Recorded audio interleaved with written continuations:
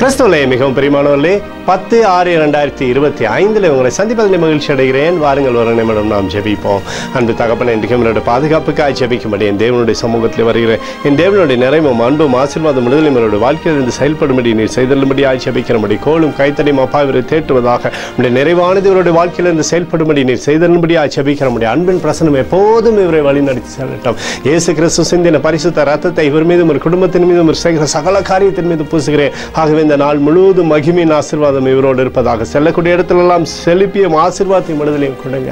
என் தேவனுடைய கிருபை மாத்திரம் இவரை வழி நடத்தட்டும். ஏசாயா 46:4 இனிமேலும் நான் ஏந்துவேன், நான் சுமப்பேன், தப்புவிப்பேன் என்று சொல்லி எழுதப்பட்டக்கூடிய வார்த்தையின்படி எப்பொழுதும் நீர் இவரோடு இருந்த முடியும். ஆறுதலின் கரம் அற்புதத்தை செய்யட்டும். இயேசுவின் நாமத்திலே ஒப்புக்கொண்டு ஜெபிக்கிறேன் நல்ல பிதாவே, ஆமென். பிரியமான ஜெப பங்காளரே, ஒரு நிமிடம் நம்ம இந்திய தேசத்திற்காகவும் ஜெபிப்போம்.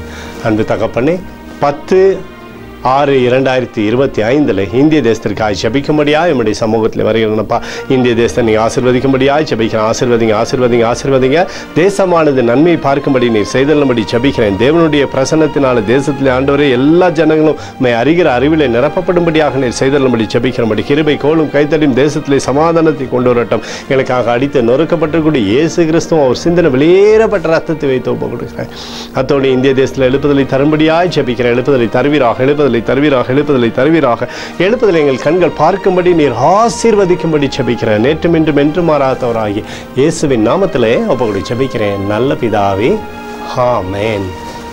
பிரியமான ஜெப பங்காளரே, ஆண்டவர் நம்மளுடைய ஜெபத்தை கேட்டிருக்கிறார். இந்த நாள் முழுதும் கர்த்தராகிய இயேசு கிறிஸ்துக்குள் நீங்கள் வளரும்படி உங்களை வாழ்த்தி ஆசீர்வதிக்கிறேன். ஆமென்.